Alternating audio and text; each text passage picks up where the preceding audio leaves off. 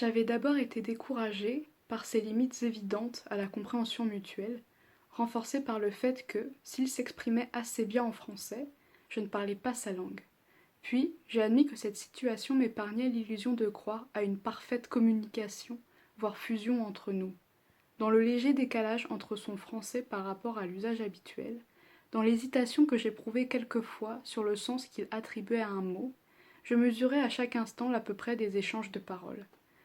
J'avais le privilège de vivre, depuis le début, constamment en toute conscience, ce qu'on finit toujours par découvrir dans la stupeur et le désarroi.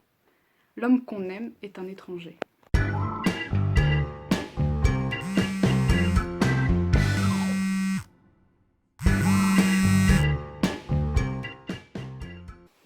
Oula. Donc voilà, aujourd'hui nous allons parler du livre d'où provient cet extrait, qui est Passion simple de Annie Ernaux. Et quand on parle d'Annie Ernaux, on dit madame, parce que figure emblématique majeure de la littérature contemporaine francophone. Qui est Annie Ernaux? Annie Ernaux donc, est une autrice française qui a écrit majoritairement de la littérature autobiographique. J'avais fait une vidéo il y a quelque temps sur Patrick Modiano et j'avais parlé de la manière dont il avait une façon de contrôler sa langue. Et en fait, c'est une tendance, ce contrôle, en fait, ce qu'on appelle l'écriture blanche, à savoir l'écriture du dépouillement, qui est arrivée d'abord avec Albert Camus. C'est une tendance qui arrive à la fin du XXe siècle. Aujourd'hui, j'ai l'impression qu'il y a énormément d'auteurs qui sont dans le contrôle de la parole, en particulier dans le genre autobiographique, parce qu'en fait, ça sert à un propos, quoi. Et en fait, donc c'est une tendance générale qu'on retrouve dans la littérature contemporaine, à savoir essayer de contrôler son langage et à contrôler les limites de ce qui peut être dit, mais pas dans le sens qui peut être dit dans le sens orwellien, mais dans le sens ce qu'on est capable de savoir. Et donc il y a vraiment derrière ce contrôle et derrière cette réflexion sur le langage quelque chose qui est propre, je crois, à la fin du XXe siècle, où il y a une humilité de plus en plus grande de l'homme face aux phénomènes de l'existence et de la vie, où on reconnaît qu'il y a des limites au savoir. En gros. Voilà, je ne vais pas m'étaler parce que, évidemment, rien que ce sujet-là pourrait être... mais ce n'est pas le sujet de cette chaîne et ce n'est pas le sujet de la vidéo. Et donc, Annie Ernaux, elle est intéressante parce qu'en fait, ce contrôle de la parole, il s'explique de la façon suivante. Il y a une tension énorme dans sa littérature. En fait, elle s'envisage comme un sujet sociologique.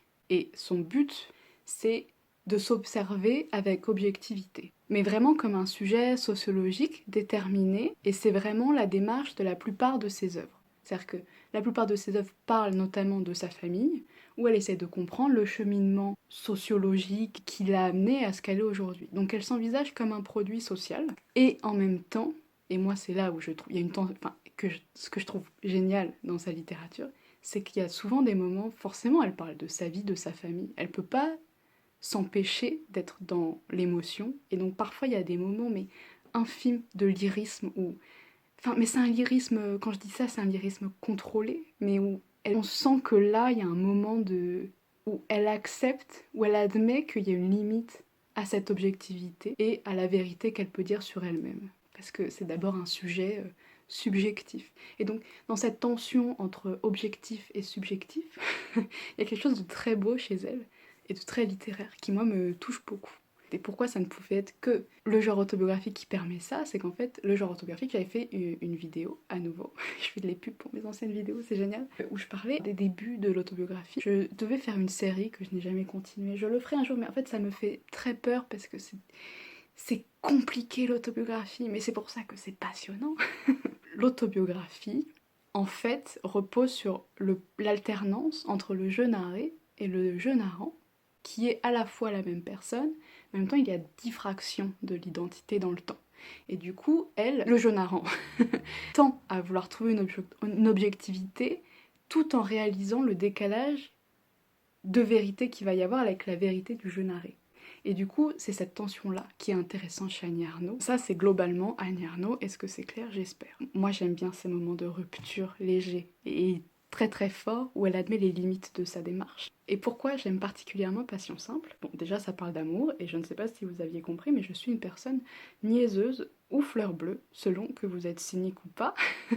Et donc, ça parle de son histoire d'amour avec un diplomate russe durant les années Gorbatchev. Et donc, alors, en gros, comment elle a écrit son livre? Il y a 2 livres qui ont été publiés, qui parlent de cette histoire. Au moment où elle a vécu son histoire, elle a écrit des journaux. Et des années plus tard, quand elle a décidé de faire Passion Simple, elle a récupéré ces journaux-là. Donc elle a publié Passion Simple, et quelques années après, elle a publié Se Perdre, qui est donc le rendu publié des journaux. Pourquoi publier? Alors ça pourrait être un autre sujet de vidéo, mais pourquoi il y a 2 livres qui parlent de la même chose? C'est parce qu'en fait, le projet autobiographique et le projet journalistique n'a pas la même finalité, parce que la forme est signifiante. Et moi, enfin, je préfère l'autobiographie parce qu'il y a quelque chose... Donc l'autobiographie s'attache à reconstituer le passé, et donc il y a vraiment cette tension qui est beaucoup plus... Où en fait, ce qui est très beau dans ce livre, par rapport à ce que je viens de dire avant, où elle...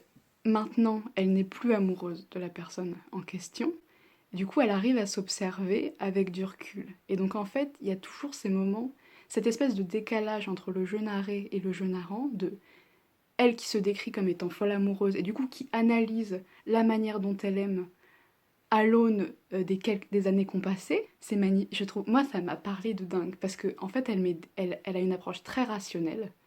C'est une écriture extrêmement rationnelle d'un phénomène qui n'est pas du tout. Et donc dans le sujet même, il y a cette tension-là où elle va s'observer être amoureuse.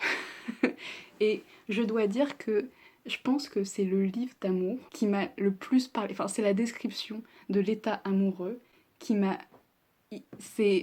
Elle décrit avec une justesse dingue. C'est par exemple la manière dont l'amour est la perte de soi et l'abandon de soi et de sa maîtrise. Elle va aussi décrire le rapport au temps, notamment, bon ça c'est, elle reprend ça à Barthes, où elle explique notamment que, en fait, aimer quelqu'un, voilà, toujours avec recul, mais elle dit, je passais mes journées à attendre, et même quand j'étais avec lui, je projetais le fait que j'allais devoir l'attendre. Elle explique qu'en fait l'état amoureux c'est un état perpétuel d'attente de l'autre. Il y a un autre sujet, mais alors moi qui m'a fracasse, l'extrait avec lequel j'ai ouvert la vidéo traite de ça. Elle parle très très bien de la manière dont en fait le mythe de l'amour comme étant un espace de fusion entre 2 entités n'est pas réel. En fait, et elle décrit avec une justesse incroyable la façon dont l'amour c'est le moment où on se cogne le plus radicalement à l'altérité absolue de l'autre. Et moi, ça, c'est un truc qui me parle beaucoup, ce moment de résistance à l'autre. Il y a un truc, l'autre est toujours un étranger, mais au sens le plus radical du terme.